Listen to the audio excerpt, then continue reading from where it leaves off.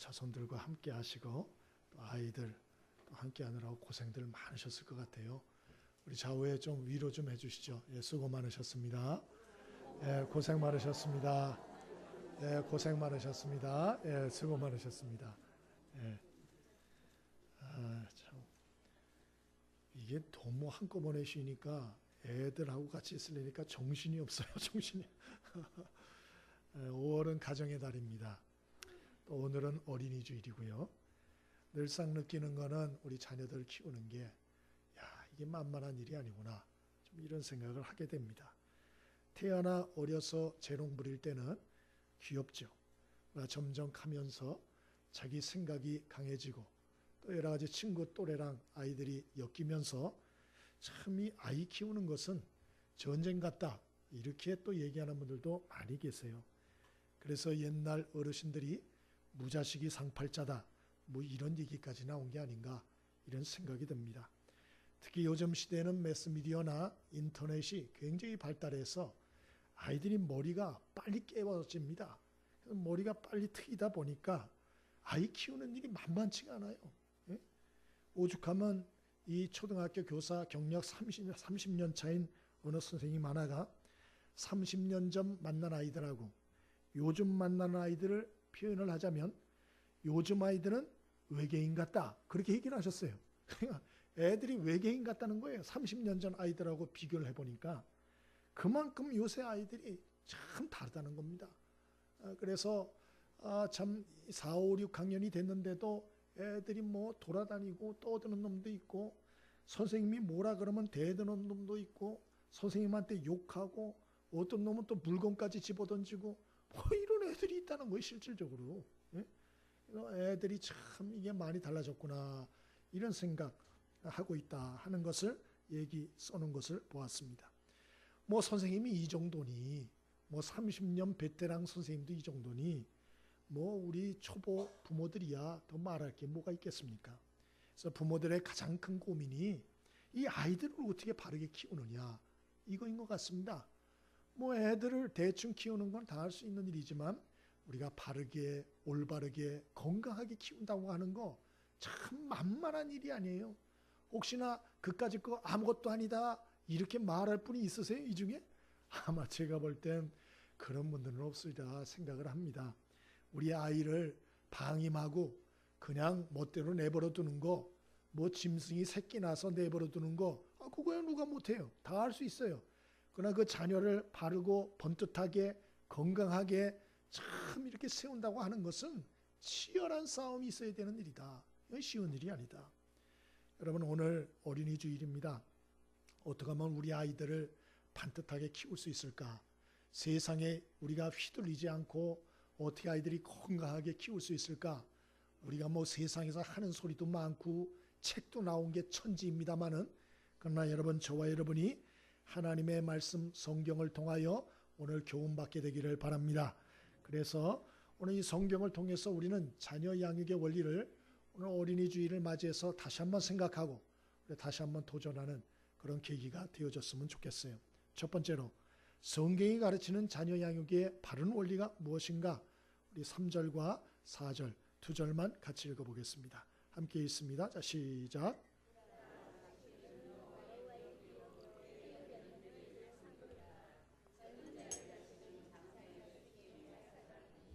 아멘.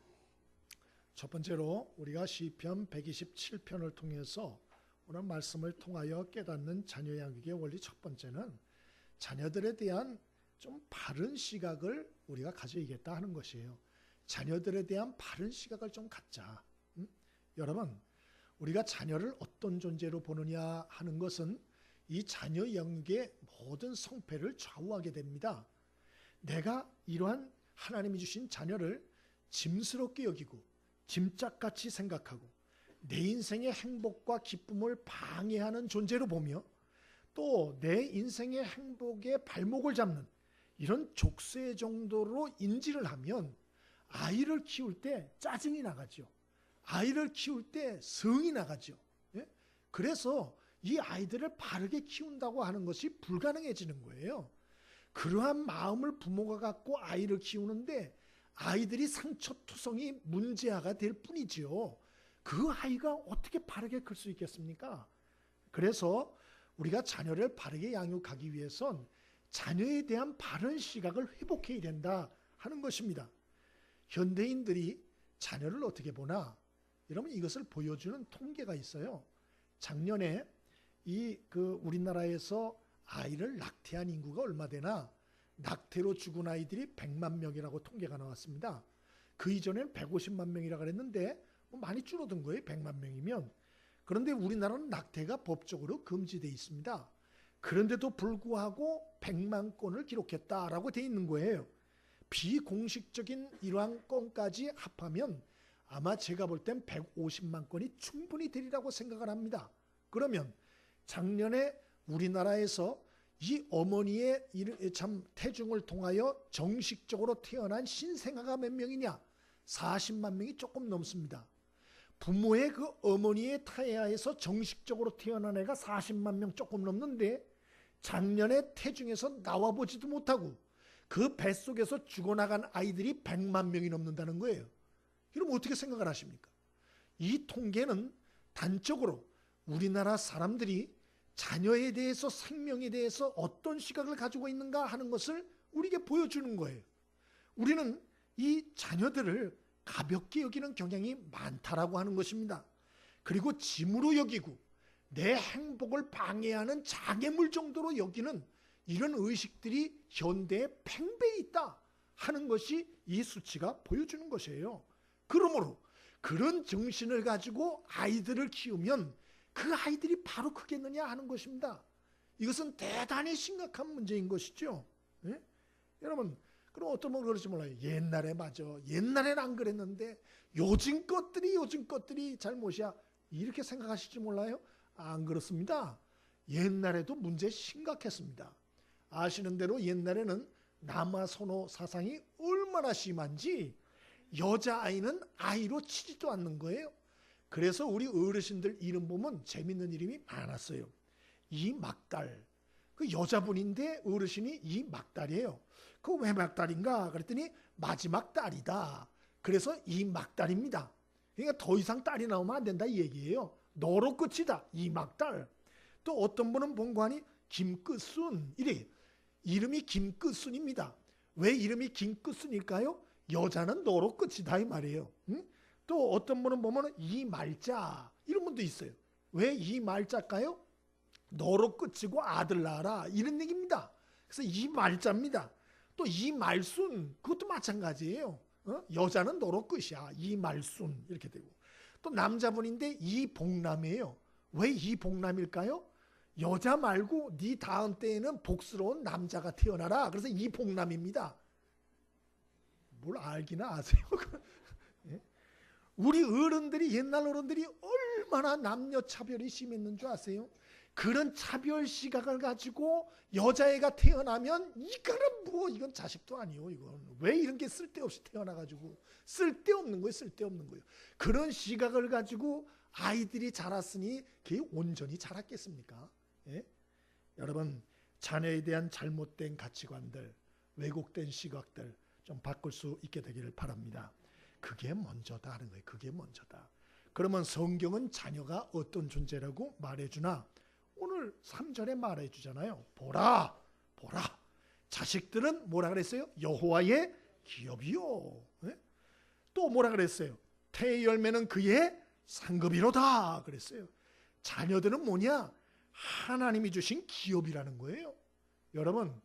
여러분이 사업이 잘 돼서 기업 사장들 될 수 있게 되길 바랍니다. 이 중에서 사업가도 많이 나오길 바라요. 근데 자식은 뭐냐? 하나님이 주신 기업이래요. 예? 그 안에 하나님이 가지신 꿈과 계획과 뜻이 있다는 것이죠. 또 하나님이 주신 상급이랍니다. 하나님이 주신 복덩어리라는 거예요. 뿐만 아니고 자녀는 하나님이 주신 장사의 수중에 화살 같은 거다. 그 말은 뭐예요? 자녀들은 부모의 한계를 뛰어넘어서 장래의 꿈과 비전 크게 이룰 이러한 꿈과 소망을 주신 존재다. 그런 얘기예요. 자녀는 부모를 뛰어넘기 위해서 하나님이 주신 그러한 미래의 그 가정의 꿈과 그 소망이다. 그런 얘기. 믿게 되길 바랍니다. 성경이 그렇게 얘기를 해요. 그래서 자녀를 보고 기뻐하고 행복해해라. 그런 얘기예요. 여러분은 자녀들을 보고 기뻐하고 행복해 하십니까? 몇 분밖에 안 하잖아요. 나머지 아멘 안 하잖아요. 그 왜 아멘이 안 나올까? 그 이유는 이 하나님의 말씀을 믿지 않기 때문이에요. 그리고 세상 기준으로 자녀들을 봐서 그래요. 예? 세상적인 기준으로 잘난 자녀, 공부 잘하는 자녀, 뛰어난 자녀, 영재인 자녀, 건강한 자녀, 이쁜 자녀, 요런 애들은 감사를 해. 그런데 세상적인 기준으로 볼 때 못나 보이고 공부도 지지리 못하고 건강도 없고 뭔가 이것저것 떨어지는 자녀를 보고는 이게 기뻐하지 않는 거예요. 근데 성경은 내 눈에 어떻게 보이든지 그 자녀들은 100%다 하나님이 주신 기업이요, 하나님이 주신 상급이요, 하나님이 내 가문의 큰 꿈과 비전을 이루게 하실, 내 한계를 넘어서게 하실 복덩어리다, 그렇게 말을 합니다. 믿게 되길 바랍니다. 왜 이거를 믿지 못하느냐? 지금만 생각해서 그래. 지금 보는 그 모습만 보니까 자꾸 실망이 되고 낙심이 되고 절망을 하고 자꾸 그러는 거예요. 응? 여러분, 존 핫가이라는 목사님이 계신데 아들이 태어났는데 뇌성마비자였어요. 뇌가 발달을 안 해서 어릴 때 호수로 그 음식을 넘겨주고 말이라고 하는 건 예스 노밖에 못했대요. 예스 노.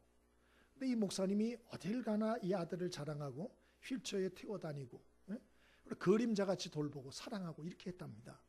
근데 이 아들이 24살에 결국 세상을 떠났어요. 근데 이 목사님이 책을 썼는데 그 책 이름이 내 아들 존이라는 책을 썼습니다. 그 책에 뭐라 그러냐? 존은 하나님이 내게 주신 가장 귀한 축복의 선물이었다. 나는 이 아이를 통해 내 인생의 참 의미를 깨닫게 되었고 그리고 내가 걸어야 할 인생의 목표를 발견하게 되었다. 이렇게 적었어요. 그리고 이 아이가 죽은 후에 이 목사님은 제3세기의 불쌍한 아이들 돌보고 그들을 섬기는 일에 자기의 온 일생을 바치게 됩니다. 여러분, 내게 주신 자녀는 세상적인 기준으로 어떻다 할지라도 그 자녀는 하나님이 내 삶을 위하여 주신 축복의 기업이요, 하나님의 주신 축복의 상급이요, 하나님이 내게 꿈과 비전을, 내 한계를 넘어서게 할 꿈과 비전이라는 것을 잊지 않게 되길 바랍니다. 그게 성경의 말씀이에요. 성경의 말씀. 예? 어떤 분은 그래, 나는 기뻐할 일이 없다고. 예? 나는 지질이 복이 없다고. 근데 진짜 복이 없나? 아니에요. 이미 복을 많이 줬는데 그 복을 복으로 못 보는 거예요. 그러니까 안 기뻐하는 거야. 그 자녀들을 하나님 복 주기 위해서 자녀들을 줬는데 그걸 지금만 보고 자꾸 원망하고 불평하는 거예요. 그래 기뻐할 수가 없죠. 하나님이 또 주신 게 있어요. 복을 위해서. 교회입니다. 이 교회도 우리의 복을 위해 줬다는 걸 잊지 않게 되길 바라요. 근데 자꾸 지금 현재의 모습만 보면서 막 원망하고 불평하는 거예요. 그러니 모든 복을 다 깨고 사는 것이죠. 여러분의 시각이 변화될 수 있게 되기를 바랍니다. 두 번째로, 우리가 정말 이러한 자녀를 잘 양육하기 위해서는 어떻게 해야 될까? 첫 번째로 자녀를 보는 시각을 바꾸셔야 돼요. 그거 안 바꾸면 절대로 좋은 날이 오지 않습니다. 두 번째, 마지막으로 어떻게 할 때 우리가 자녀를 잘 양육할 수 있냐? 1, 2절 읽어봅니다. 1절과 2절입니다. 함께 읽습니다. 자, 시작.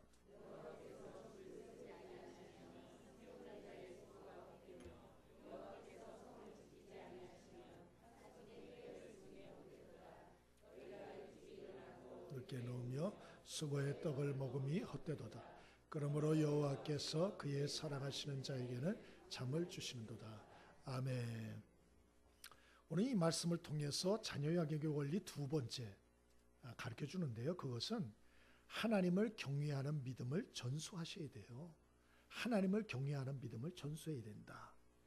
여러분, 우리는 우리 자녀들을 내 자녀다 이렇게 생각할 때가 많습니다.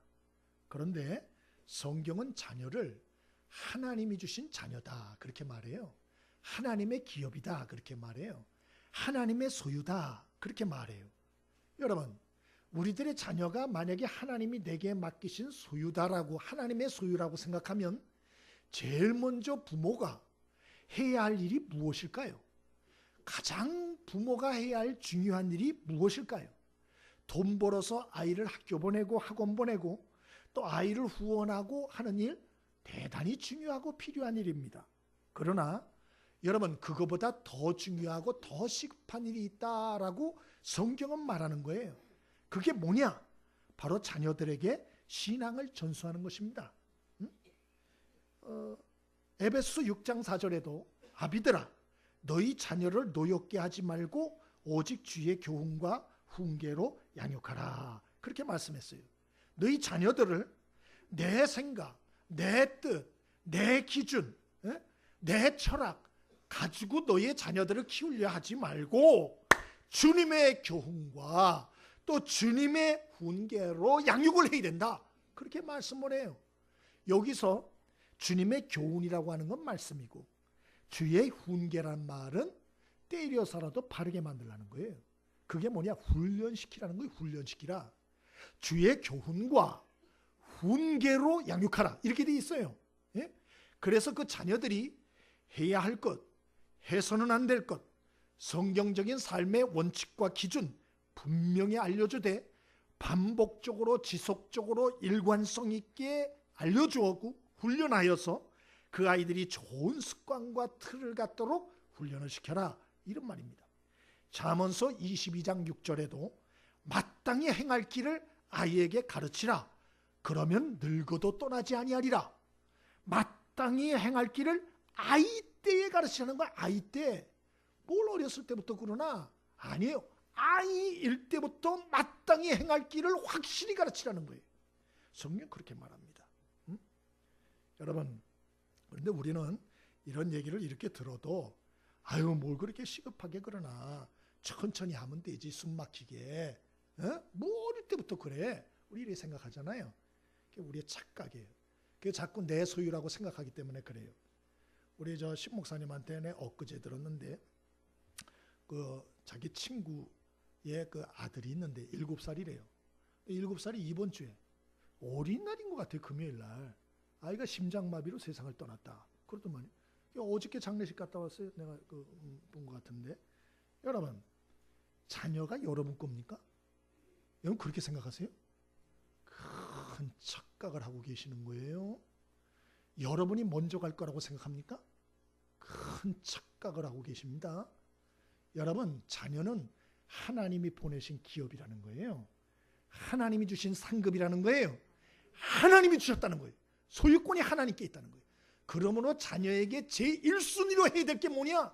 딴 거보다도 1순위로 해야 될 게 하나님을 경외하는 믿음을 전수하는 거라. 그거예요. 그래서 시편 128편 1절에 뭐라 그래요? 그래서 바로 이어서 말하기를 여호와를 경외하며 그의 길을 걷는 자마다 복이 있도다, 그렇게 말해요. 아무리 내가 아이를 잘 되게 하려고 발버둥 쳐보세요. 세상적인 교육을 막 세속적인 과잉 교육을 시커내 보시라고요. 나중에 실망만 돌아옵니다. 오늘 성경이 말하잖아요. 여호와께서 집을 세우지 않으면 세우는 자의 수고가 헛되며 여호와께서 성을 지키지 아니하시면 파수꾼의 깨어 있음도 헛되도다. 너희가 일찍이 일어나고 늦게 누워 수고의 떡을 먹어 헛되도다, 그렇게 말하잖아요. 하나님이 붙잡아 주지 않으면 소용없다. 목사님, 우리 자녀들은 예수 안 믿고 하나님 안 믿어도 잘 나가는데요, 성공했는데요. 어림없는 소리 하지 마세요. 하나님이 없는 성공은 언제 부서질지 모릅니다.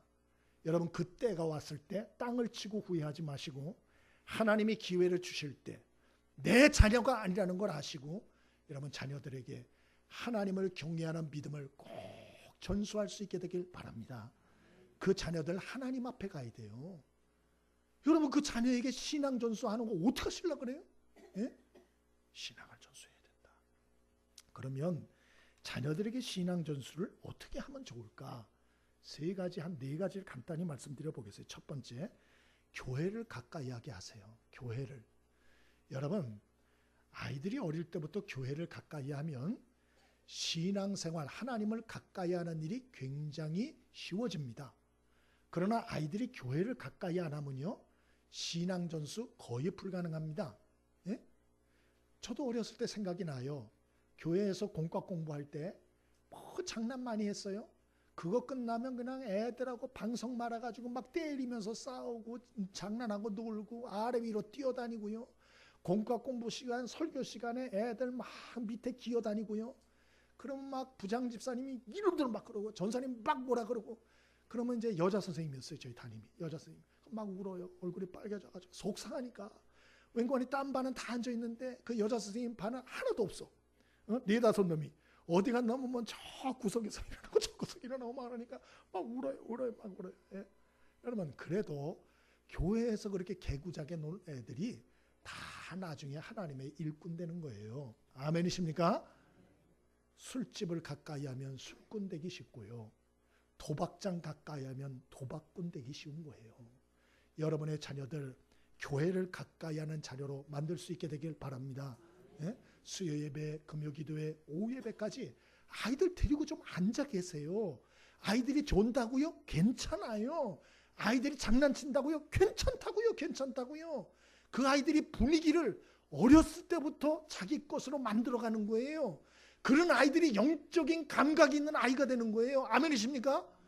그래야 교회가 있어야 편한 아이들이 된다니까요. 교회를 가까이 하게 했어요. 부탁입니다. 일주일에 한 번, 그것도 그냥 와가지고 예배 시간에 참석도 안 하게 만들면, 이러면 그래놓고 무슨 우리 자녀가 신앙이 없는 게 교회 책임이다 이딴 소리 할 수 있어요? 예? 교회를 가까이 하게 하세요. 두 번째로는 하나님 말씀을 가까이 하게 하십시오. 하나님 말씀을. 여러분, 교회만 가까이 하게 하면 안 되고 좀 더 나가셔야 돼요. 좀 크면 하나님 말씀을 가까이 하게 하세요. 어떻게 하면 좋을까? 큐티 꼭 시키십시오. 응? 여러분, 유치원 아이들도 큐티집 다 나왔어요. 그림책으로. 그리고 아동부는 더 말할 거 없고 꼭 시키셔야 됩니다. 그럼 부모님이 같이 하셔야 돼요. 우리 교회 매일 성경 큐티집 팝니다. 5, 6월로 벌써 팔았어요. 5, 6월로 2달치가 4,000원입니다. 4,000원. 예? 그래서 아이들하고 좀 같이 하세요. 그리고 아이들한테 점검을 하세요. 큐티 제일 문제가 되는 때가 언제냐? 초등학교 올라갈 때. 예? 그리고 중학교 올라갈 때, 고등학교 올라갈 때. 요 때가 가장 위기입니다. 요 때 잘 도와줘야 돼요. 너 오늘 큐티 했니? 무슨 내용이었어? 뭘 느꼈어? 이런 물어보셔야 돼요. 그러면 아이들 그걸 잘 훈련시키시면 나중에는 여러분이 걱정 안 해도 지가 큐티합니다. 그러면 아이들이 하나님과의 신앙생활이 제대로 유지가 되게 돼요. 근데 이거 여러분 하나 안 해주면요, 여러분은 아마 제가 볼 땐 자식의 신앙교육을 방임했다라고 책망받을 거예요. 응? 여러분 자녀를 점검하십시오. 큐티 하는지 확인하십시오. 여러분 스스로가 날마다 큐티를 하십시오. 응? 그래서 여러분 자녀들이 하나님 말씀과 가까운 자녀로 꼭 훈련시키길 바랍니다. 세 번째로는 하나님을 가까이 하도록 만드십시오. 하나님을 가까이 하도록. 교회에 있어도 하나님과 가까운 게 아니에요. 성경을 본다고 하나님 가까워지는 건 아니에요. 어떻게 해야 하나님과 가까워지느냐? 하나님과 인격적 교제를 하게 해야 돼요. 인격적 교제라는 건 무엇입니까? 예배를 드리면서 하나님께 말하고 그 음성을 들을 줄 아는 아이로 만들어야 된다는 거예요. 기도를 하면서도 하나님께 기도하고 그 하나님의 음성, 내주하여 깨닫게 하시고 생각나게 하시고 기억나게 하시는 그 성령님이 주시는 생각과 깨달음을 날마다 받는 아이로, 그래서 우리 주님과 성령님과 날마다 인격적 교제가 있는 아이로 교육하셔야 돼요. 여기까지 가지 않으면 절대로 신앙 전수되는 게 아니에요. 예? 신앙생활을 해도 왜 재미가 없느냐? 주님과 인격적 교제가 없어. 와가지고 예배 드리고 그냥 가. 기도도 자기 하고 싶은 소리만 하고 가. 그리고 자기 생각만 하고 살아요. 그 무슨 재미가 있어요, 신앙생활에. 예? 예배를 해도 하나님을 간절히 찾고, 그리고 하나님이 주시는 생각과 깨달음을 얻고, 그리고 그것을 순종하고 또 주님께 묻고 주님이 주시는 생각과 깨달음을 또 받고, 이 주님과 교제가 있는 신앙생활, 이거 해야 됩니다. 유기성 목사님이라고 아주 요즘 책도 많이 내시는 분인데, 이분은 3대째 목사 집안에서 태어났대요. 대단한 분이에요. 예. 근데 어릴 때 하나님은 어떤 존재냐? 두려운 존재. 내 기도 어려울 때 들어주는 분, 이렇게 알았대요. 근데 고등학생 때 전도사님이 설교를 하는데, 예수님은 성령님으로 우리 마음에 와 계시고 항상 함께 계신다, 이 설교를 들었대요. 그걸 듣고 충격을 받았답니다. 예? 왜? 성령님이 나와 함께 계시니까 충격을 받았대요. 목사님 집의 자제도 이 모양이에요. 이 모양. 예? 그리고 신학대학을 갔는데 공부를 하는데도 행복하지 않더래요. 왜? 어떻게 하면 목회 성공할까? 어떻게 하면 큰 교회 목사로 가가지고 살까? 이런 데만 관심이 있으니까. 군목으로 가가지고 훈련을 받는데 다리가 다쳐가지고 군의관이 이제 수술을 앞두고 내일 수술하는데 평생 불구로 살 수 있으니까 마음 가고 단단히 하라고 그러더래요. 그럴 때 하나님을 찾아 있는데 하나님 안 찾고 아버지한테 연락해달라고, 우리 아버지한테 연락 좀 달라고 막 그랬대요. 그래서 민간병원에 가가지고 수술하면 나을 수도 있지 않을까. 그래 아버지를 찾았대. 아버지가 연락이 안 되는 거예요. 어디 가셨는지. 당시에 핸드폰도 없으니까. 응? 그래서 밤에 병실에 혼자 있는데 너무 두렵더래요. 그리고 그제서야 하나님이 생각나더래요. 그래서 그제서야 하나님을 찾고 기도했답니다. 하나님 살려달라고 간절히 찾으며 기도했대요.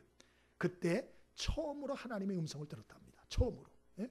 그래서 그때 하나님을 만나고 이분이 통곡하고 회개하고 내가 이거밖에 안 되는 자였구나 하고 하나님 앞에 내가 불구가 돼도 좋으니 주님만 의지하며 오늘과 같이 주님과 교제하며 살게 해달라. 그래서 소원 기도했답니다. 여러분 신앙생활은 이 주님의 음성을 듣고 또 내 음성을 하나님께 드리고 하는 인격적 교제가 꼭 있어야 돼요. 예? 저와 여러분이 이러한 신앙이 여러분 자신이 먼저 깊어지는 축복이 있게 되길 바라고요. 그리고 여러분 자녀들도 이러한 인격적 교제가 하나님과 있도록 만드는 이러한 신앙의 사람이 꼭 될 수 있길 바랍니다. 그럼 마지막 네 번째로 어떻게 자녀를 우리가 신앙적으로 양육할 수 있느냐. 이 한계가 느낄 때가 있어요. 그러면 어떻게 하나? 예, 신앙의 공동체를 만나게 하셔서 도움을 구하시는 것도 좋습니다. 안성의 그 교회 그 얘기 들었는데 애들 얘기. 이 곽시성을 가진 애 셋이 있었답니다. 아들들. 아주 유명했대요. 얼마나 말을 안 듣고 공부를 안 하고 사고를 치는지 이 큰애 둘이 벌써 경찰 리스트에 올라가고 경찰서를 수도 없이 들락달락 하는 거예요. 받아주는 학교도 없어요. 전학을 가야 되는데. 예? 그래서 부모 고민이 이만저만이 아니에요. 신앙인이. 그래서 목사님께 자문을 얻어가지고 이제 아이들을 대안학교에 보냈답니다. 강릉에 있는 학교인데요. 이 작은 대안학교에 맡겼대요. 그랬더니 이 학교는 벌써 다르더래요. 그래서 그 문제아 두 애가 딱 들어가니까 제일 먼저 가르치는 게 뭐냐? 스쿠버 다이빙 훈련을 시키더래요. 그래가지고 애들을 세상에 수영도 못하는 애들을 스쿠버 다이빙을 시키는데 애들이 부들부들 떠는 거예요. 그러면서 뭘 배우나? 순종 훈련을 배웠대요. 순종 훈련을. 예? 그러니까 여러분 자식들 중에 말 안 듣는 자식 있거들랑 스쿠버 다이빙을 우리 유영 집사님이 또 전문가니까 한번 좀 가르치고 스쿠버 다이빙을 한번 시켜도 좋을 것 같아요. 그 애들이 순종을 배우고 그 다음부터 성경을 가르쳤더니 애들이 변화가 되더라는 거예요. 그래서 이 두 아들이 다 어떻게 됐나? 큰 아들은 지금 폴리텍 대학이라고 거기 입학해서 다니고 있고 둘째 아들은 군대가 있답니다. 근데 이 막내가 문제인데 이 막내는 아주 공부를 못하다 너무 못해서 전교생이 360명인데 전교 꼴등을 하는 아이래요. 그러니까 축구부 아이가 있는데 시험 때 걔가 들어오면 꼴등을 축구부가 하고 걔는 꼴등에서 위에 하고 만약에 축구부가 시험 때 안 들어오면 걔가 꼴등하고 이제 이런 꼴등을 주고받는 평균 점수가 몇 점인가? 8점이었대요. 100점 만점에 8점. 응? 근데 이 아이가 형들의 변화에 도전을 받고 자기도 기독교 대안학교 보내달라고 막 그랬답니다. 그래서 면접을 갔더니 그 학교 교장 선생님이 교장 목사님이 성적을 딱 보더니 곤란하다고.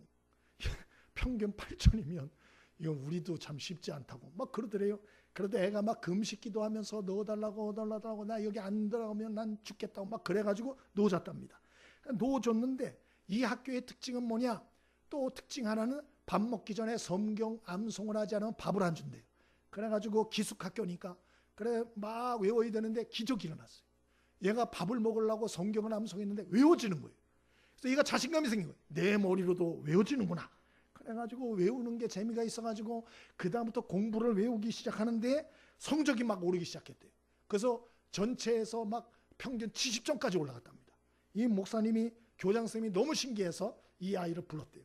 야, 다음번에는 평균 80점에 도전해라. 내 그러면 10만 원 주겠다. 10만 원. 그랬대요. 그랬더니 얘가 눈에 불을 켜고 공부를 하기 시작하는데 그 다음 학기에 평균 80점이 넘었대요. 할렐루야. 그래서 목사님이 다시 한번 도전을 했답니다. 야, 너 장하다. 다음번엔 90점 넘어. 그러면 내가 또 10만 원 줄게. 그랬답니다. 얘가 또 도전을 열심히 했는데 얼마 나왔을까요? 중간고사 때 전과목 99점이 나왔대요. 전교 1등 한 거예요. 전교 1등. 할렐루야. 이야, 참. 또 이 얘기를 듣고 그 학교 목사님 알려주세요. 또 그러지 말고. 예? 여러분, 굳이 안 보내도 돼요. 대안학교 돈 안 들어가는 줄 아세요? 돈 다 들어가요. 기숙사비까지. 세 아이 보냈으니 얼마나 거덜이 납니까, 집안이. 그러니까 제가 대신 안 보내고도 자녀를 잘 키우는 비결을 하나 알려드릴게요. 이 하나교회라고 저 동작구에 있는 교회인데요. 장애영 사모님이라고. 그분이 책도 썼어요. 그분이 아들이 미숙아로 태어났어요. 근데 애가 몸도 약하고 여러 가지 그러는데 학교를 다니길 싫어해가지고 결국 중학교 들어가가지고 자퇴를 했습니다.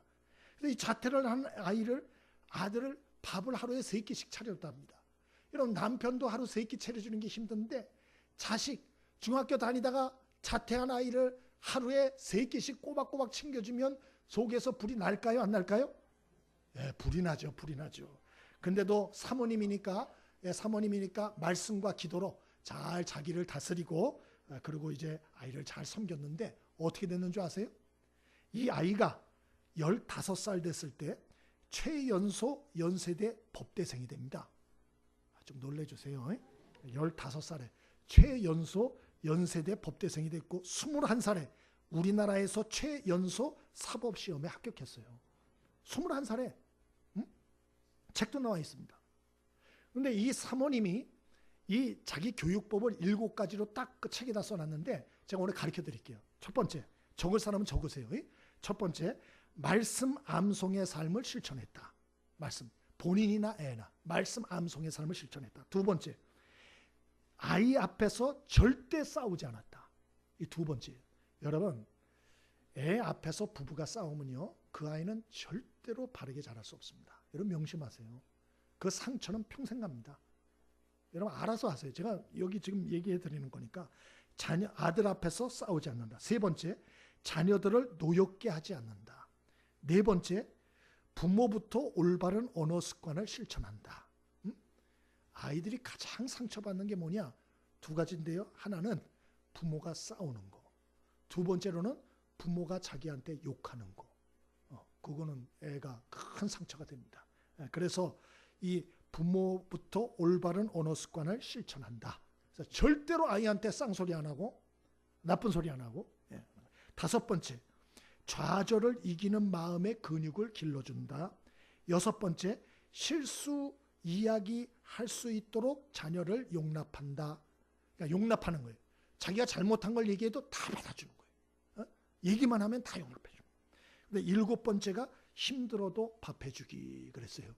그러니까 여러분 학교 그만두고 있으면 밥해주기, 여러분 솔직히 밥해줄 수 있는 분 있어요?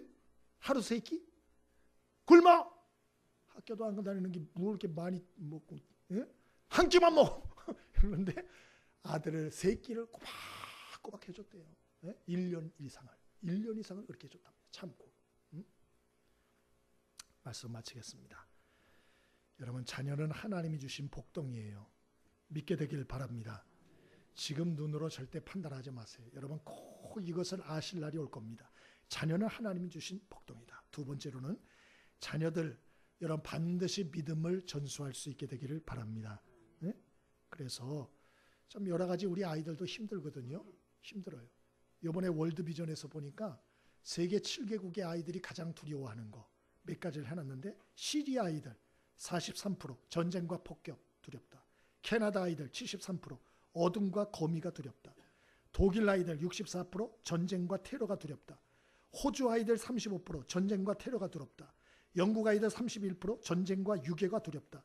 뉴질랜드 아이들 38% 상어와 높은 것이 두렵다. 우리나라 아이들 50% 뭐가 두렵다 그랬을까요? 예? 뭐가 두렵다 그랬을까요? 50%. 여러분의 자녀들이 뭘 두려워하는지 모르세요? 50% 어린이들. 귀신과 괴물입니다. 귀신과 괴물.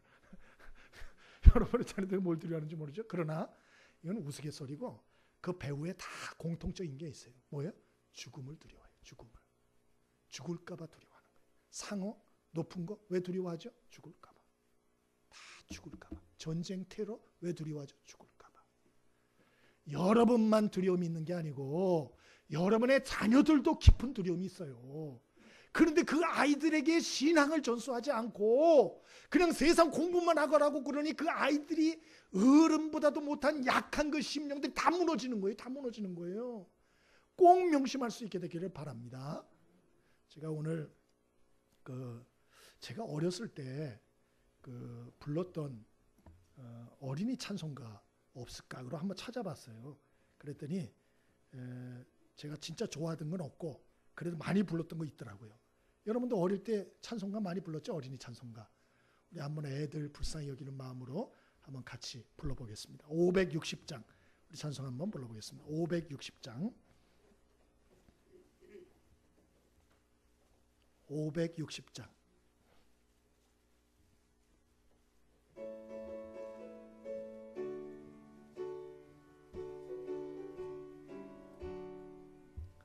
주의 발자취를 따름이 어찌 즐거운 일 아닌가. 마음의 맑은 하늘 열리고 밝은 빛이 비친다. 발자취를 따라가자 기쁜 마음으로. 발자취를 따라가자 찬송하며 즐겁게. 주의 발자취를 따름이 어찌 행복한 일 아닌가. 마음의 악한 생각 사라져 밝은 마음 싹 든다.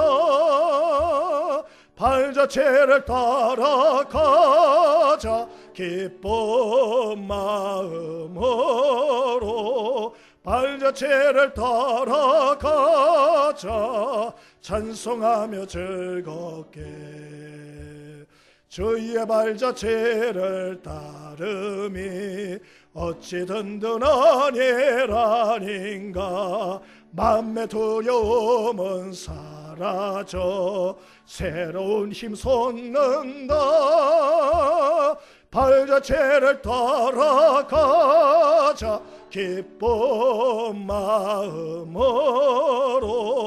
발자취를 따라가자 찬송하며 즐겁게. 할렐루야. 어렸을 때 기억나요. 목이 터져도록 불렀던 거 기억이 납니다. 우리 한번 기도하죠.